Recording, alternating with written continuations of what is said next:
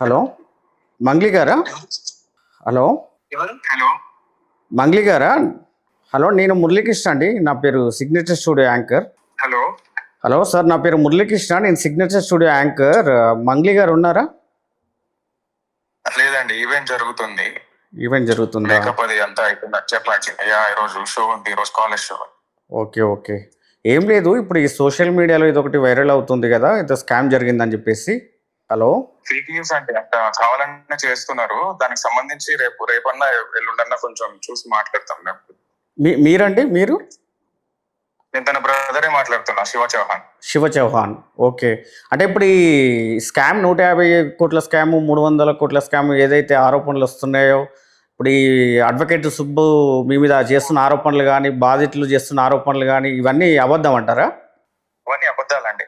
అంటే ఎట్లా బాధితులే వచ్చి స్వయంగా వాళ్ళు ఆధారాలతో సహా చూపెట్టి లైవ్ లో చూపించి చూపించామని చెప్పండి సార్. ఊరికి ఎట్లా మాట్లాడినాం, ఇట్లా మాట్లాడినాం, బెదిరించినాం అని చెప్పేసి ఏమన్నా ఒక్క వాయిస్ మెసేజ్, ఒక్క వీడియో, ఒక్క వీడియోలో అయినా, నన్నైనా మా అక్కనైనా, ఒక సిగ్నేచర్ అయినా, లేదంటే వీళ్ళు ఇంత బెదిరించారు, లంజా కొడక అంటున్నారు అని చెప్పేసి చెప్తున్నారు కదా. ఒక్క మెసేజ్, ఒక కనీసం మెసేజ్ అయినా, కనీసం వాయిస్ రికార్డ్ అయినా, వాట్సాప్ కాల్ చేసినా కూడా ఇంకో మొబైల్ తో వీడియో తీయచ్చు ఆర్ రికార్డ్ కూడా చేయొచ్చు. అలాంటి ఒక్క మెసేజ్ అయినా సరే. ఇప్పుడు మీరు బాధితులను కానీ అడ్వకేట్ కానీ బెదిరించలేదు అనుకుందాం కాసేపు, ఆ విషయం పక్కన పెట్టండి. ఇప్పుడు మీరు ఏదైతే గోకుల్ నందన్ ఇన్ఫ్రాస్ట్రక్చర్ అనే ప్రైవేట్ లిమిటెడ్ కంపెనీ పెట్టి దాని ద్వారా ఈ మైక్రో ఫైనాన్స్ ఇవన్నీ చేశారు కదా. హలో, అవన్నీ మాకు సంబంధం లేదండి. మీకు సంబంధం లేదా? అవన్నీ మాకు సంబంధం లేదు. ఈ కంపెనీ ఎవరిది? చెప్తున్నాం కదా. ఈ కంపెనీ ఎవరిది? ఈ కంపెనీ ఎవరిదో కూడా మాకు తెలియదు. ఈ కంపెనీ గురించి మాకు అప్రోచ్ అయింది కూడా లేదు. అన్ని విషయాలు మేము స్పష్టంగా రేపు లేదా ఎల్లుండి ప్రెస్ మీట్ పెట్టి చెప్పబోతున్నాం.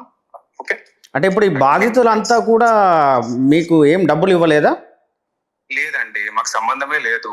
అవన్నీ ఏవైతే ఉన్నాయో సాక్ష్యాలతో ఏమన్నా ఉంటే బయట పెట్టమని చెప్పండి. మేము ఏదైనా కూడా నేను ముందుకుంటానని చెప్పేసి నేను వస్తాను. ఇప్పుడు అడ్వకేట్ సుబ్బు ఈ ఫోటోలన్నీ చూపిస్తున్నాడు కదా మీ ఆఫీస్లో, మీరు ఆఫీస్ ఓపెనింగ్ అప్పుడు కానీ బాధితులు వచ్చి మీతో మాట్లాడడం కానీ, లేకపోతే ఆ డబ్బులు మీరు కౌంట్ చేయడం కానీ, అవన్నీ వీడియోలు ఉన్నాయి కదా.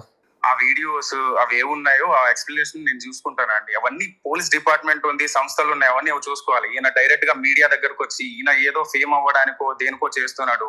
లేనిపోని మాటలతోని లేనిపోని కల్పితాలన్నీ చెప్పుకుంటూ వస్తున్నారు వీళ్ళంతా. సరే, ఆయన ఇప్పుడు అడ్వకేట్ అంటే ఫేమ్ అవ్వడానికి, నేమ్ రావడానికి ప్రయత్నం చేస్తున్నారని అనుకుందాం మీ యాంగిల్లో. మరి బాధితులు వచ్చి బయటకు వచ్చి మేము డబ్బులు ఇచ్చిన దగ్గర ఏమున్నాయి, ప్రూఫ్స్ ఏమున్నాయో బయట పెట్టామని చెప్పండి. వాళ్ళతో నేను మాట్లాడిండేటి ఏమైనా ఉన్నాయా, లేకపోతే వాళ్ళు నన్ను కలిసి ఈ పలానా ఈ కంపెనీలో మీరు ఉన్నారా అని చెప్పేసి ఏమన్నా అడిగిండే వచ్చి ఏదన్నా ఇలాంటివి ఉన్నాయా? ఇప్పుడు నేను సెలబ్రిటీ, యాజ్ ఎ సెలబ్రిటీ ఫ్యామిలీలో సెలబ్రిటీ బ్రదర్ గా నాతో వందలాది మంది కలుస్తూ ఉంటారు. ప్రోగ్రామ్స్, ఈవెంట్స్ కావచ్చు, అలాంటివి వందలాది మంది కలుస్తూ ఉంటారు. మాకంటూ కొన్ని ఇల్లులు ఉంటాయి, వాటి గురించి కావచ్చు, ఏదైనా ఒక బిజినెస్ పర్పస్ ఏమీ లేవు. మాకు బిజినెస్ అనేటివే లేవు.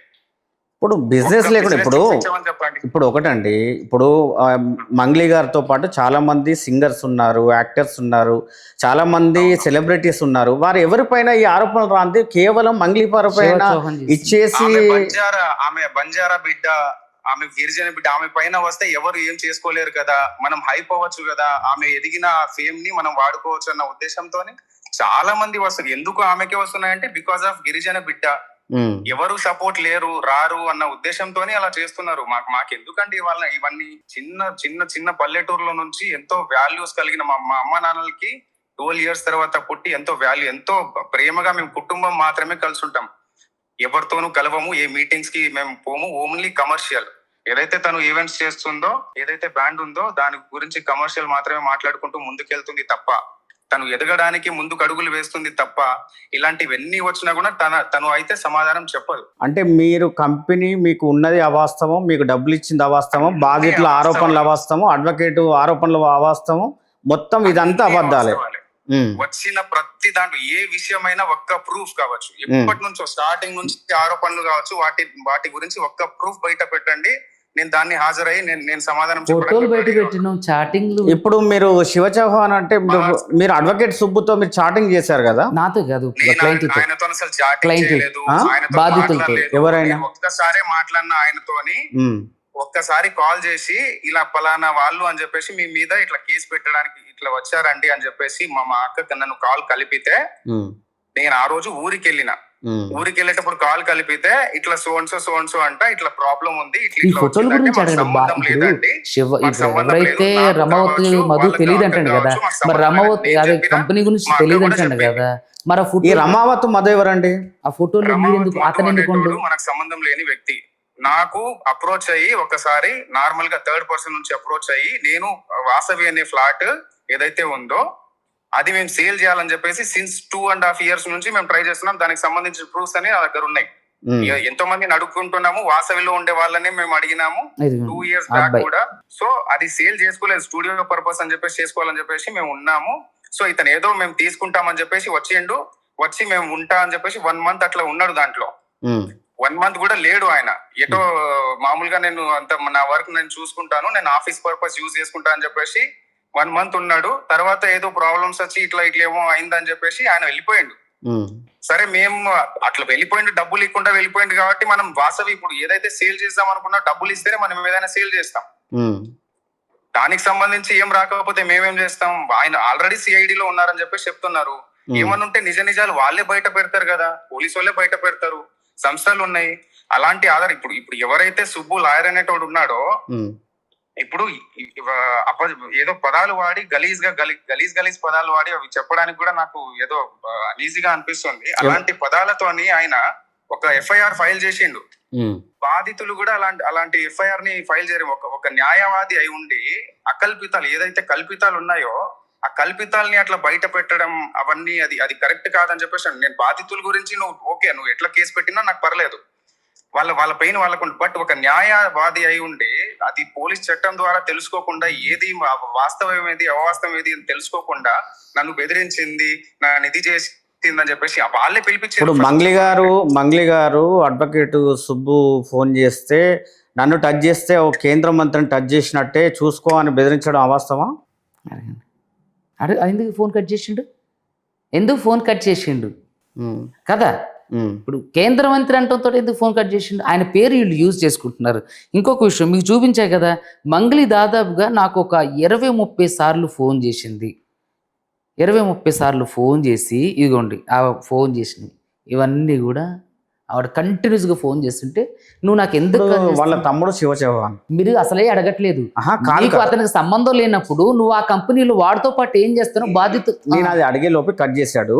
సరే ఆ విషయం పక్కన పెట్టండి. ఇప్పుడు ఆయన మాట్లాడుతున్నది ఏంటి అంటే అసలు మాకు ఏ కంపెనీ లేదు, మాకు ఏ వ్యాపారాలు లేవు, కేవలం షోలు చేసుకుంటాం, పేమెంట్లు తీసుకుంటాం, ఇవన్నీ ఫాల్స్ ఎలిగేషన్స్, ఆయన ఫేమస్ కోసం చేస్తున్నాడు అనేది ఇప్పుడు వాళ్ళ తమ్ముడు చేస్తున్న ఆరోపణ. సుబ్బు అనేటోడు గత 9 ఏళ్లుగా ఫేమస్. ఇంకొక విషయం, మనకి ఈ ఇంటర్వ్యూ ముందుగానే మీకు ఒక విషయం ఏం చెప్పా, ఏమండి కాల్లోకి ఇప్పుడు వాళ్ళని ఎవరిని కూడా తీసుకోవద్దు నా కాల్లో నా ఇంటర్వ్యూలో అని చెప్పా. నేను అనేది ఏంటంటే సుబ్బు గారు ఒక విషయం మీరు నాకు ఆఫ్లైన్ లో చెప్పారు. నా విషయం ఇప్పుడు నేను ఇందాక మీకు అది క్లారిటీగా చెప్పా. ఏమండి నేను మాట్లాడటం ఫోన్ చేస్తున్నారు. హలో హలో శివ గారు ఫోన్ కట్ చేశారు. కాల్స్ వస్తున్నాయి, రేపన్నా ఎప్పుడన్నా ప్రెస్ మీట్ పెడతాము, నో ప్రాబ్లం. ఇప్పుడు నేనేమంటున్నా అంటే మీకు ఎటువంటి వ్యాపారాలు లేవని చెప్తున్నారు, బాధితులకు మీకు సంబంధం లేదని చెప్తున్నారు. టార్గెట్ అలా ఒక్కటే, ఎలా ఎదగాలి, ఎలా ముందుకు వెళ్ళాలని చెప్పేసి ఇళయరాజా కావచ్చు, మన ఏఆర్ రెహమాన్ కావచ్చు, వాళ్ళతో వెళ్తుందనేది అందరు చూస్తున్నారు ఎట్లా వెళ్తుంది అనేది. అవన్నీ వాస్తవాలు. ఇప్పుడు అడ్వకేటే కనుక మీ మీద మాత్రం నెగటివ్ గా ఉండేటి ఏవైతే కావాలని టార్గెట్. ఇప్పుడు ఒకటండి, అడ్వకేట్ సుబ్బు గనక మీ పైన ఫేమస్ అవ్వాలని లేదా మీ మీద కావాలని ఆరోపణలు చేస్తే బాధితులంతా కూడా ఎందుకు వస్తారు? ఆయన మీద ఆల్రెడీ కేసు పెట్టడం జరిగిందండి, అది మాత్రం బయటికి రాలేదు. బాధితులు ఎందుకు వస్తారు అని అడుగుతున్నాను మిమ్మల్ని నేను. బాధితులు ఆయన వద్దకు ఎందుకు వస్తారు? బాధితులు ఎందుకు వస్తారు? మాకేం సంబంధం సార్, ఏమున్నా మేము చెప్తాం. మరి ఇప్పుడు ఇన్ని ఆరోపణలు వస్తున్నాయి, ఇంత ఆర్గ్యుమెంట్ జరుగుతున్నా, ఇంత వైరల్ అవుతున్నా, మీరు ఎందుకు రెస్పాండ్ అవ్వట్లేదు? ఇప్పుడు బాధితులు అంటున్నారు, మీరు బాధితులు ఏమన్నా మా పేరు చెప్తున్నారు కదా, వాళ్ళకి తెలుసు, ఫోటోలు ఉన్నాయని చెప్పేసి చూపిస్తున్నారు.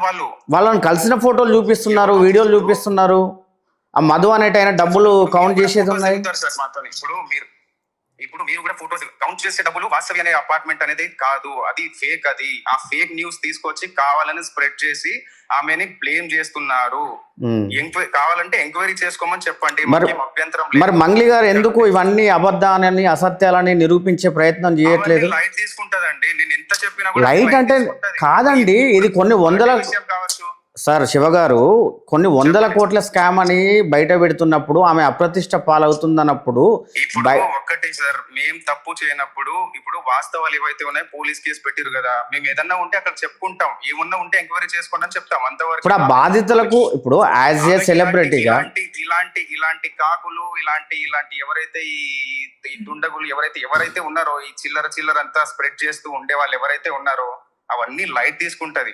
ఆమెకి ఎప్పటి నుంచో ఎక్స్పీరియన్స్ ఉంది. అది నేనేమంటున్నానంటే అడ్వకేట్ లైట్ తీసుకుంటున్నారు సరే, బాధితుల విషయం ఏంటి? ఈ సమాజంలో ఒక ఉన్నత స్థానానికి ఎదిగిన ఒక ప్రముఖ సింగర్ గా బాధితులకి నేను చాట్ చేసిన బాధితులు ఎవరైతే మెసేజ్ చేశారో నాకు ఆ మెసేజ్ చాట్ లిస్ట్ వాళ్ళనే మీకు ఇవ్వమని చెప్పండి. నేను చాట్ చేసిన విషయాల్లో ఏవైనా లావాదేవీలు కావచ్చు, ఏదైనా ట్రాన్సాక్షన్స్ కావచ్చు, ఏమైనా ఉన్నాయా, లేకపోతే ఏమైనా నేను హార్ష్ గా మాట్లాడే విషయాలు ఏమైనా ఉన్నాయా, లేకపోతే ఈ లావాదేవీల గురించి చెప్పేసి. ఇప్పుడు హార్డ్ గా రాష్ గా మాట్లాడడం కాదండి, వాళ్ళు బాధితులతో కూడా మేము మాట్లాడినప్పుడు వాళ్ళు అనేది ఏంటంటే, మాకు మైక్రో ఫైనాన్స్ ద్వారా లేదా ప్లాట్లు కానీ లేదా షేర్స్ కానీ ఇతర సంస్థల ద్వారా అధిక వడ్డీలు ఇస్తామని చెప్పేసి మా దగ్గర డబ్బులు వసూలు చేశారు. అది మంగ్లీ గారి నేతృత్వంలో మంగ్లీ గారికి తెలిసే జరిగింది అనేది వాళ్ళ ఆరోపణ.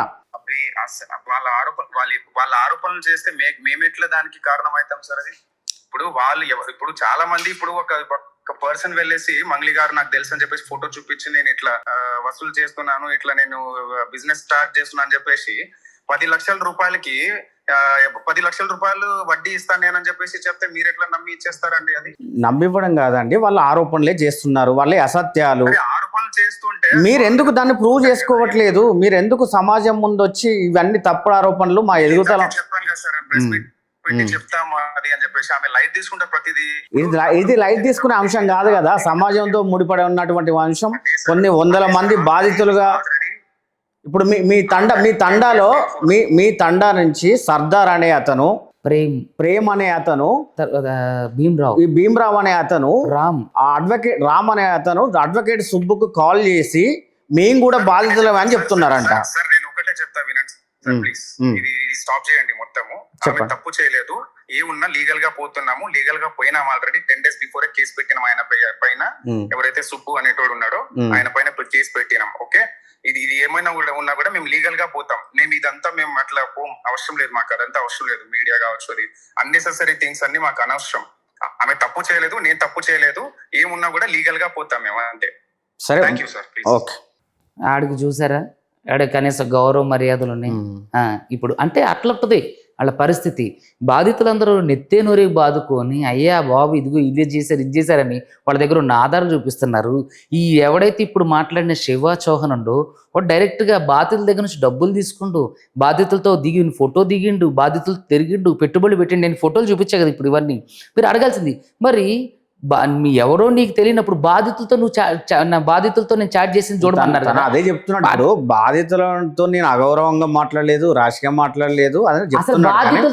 అసలు మీకేం సంబంధం ఏంటంటే ఎవరో సెల్ఫీలు దిగారు మాతోని, ఎవరో ఆరోపణలు చేస్తున్నారు కాబట్టి మాట్లాడుతున్నాం అంటున్నాను. ఏమంటున్నంటే బాధితులకి ఈ నెంబర్ ఎట్లా తెలుసు, వీళ్ళు బాధితులకి ఎట్లా తెలుసు? ఇప్పుడు మనం ఒకటి మాట్లాడుకుందాం, బాధితులకి శివ చౌహాన్ అనేటోడు ఎలా తెలుసు? వాళ్ళతో ట్రావెల్ అయితేనే కదా. తను కూడా ఇప్పుడే 2 మాటలు మాట్లాడుతున్నాడు. రేపు ఎల్లుండి మీడియా అడ్రస్ చేస్తామంటున్నారు, మళ్ళీ ఇప్పుడు మేము మీడియాకు రాము, ఏదన్నా ఉంటే లీగల్ గా చూసుకుంటాం. మళ్ళీ సింపుల్ మేము చాలా మా అక్క చాలా ఇవన్నీ లైట్ తీసుకునే ఆమె 4 గంటలు కూర్చొని నన్ను బ్రతిలాడాల్సిన అవసరం ఉంది, 100 సార్లు నాకు ఫోన్ చేయాల్సిన అవసరం ఉంది. సో ఇదంతా ఏంటంటే వీళ్ళు దీంట్లో డైరెక్ట్గా ఉన్నారు.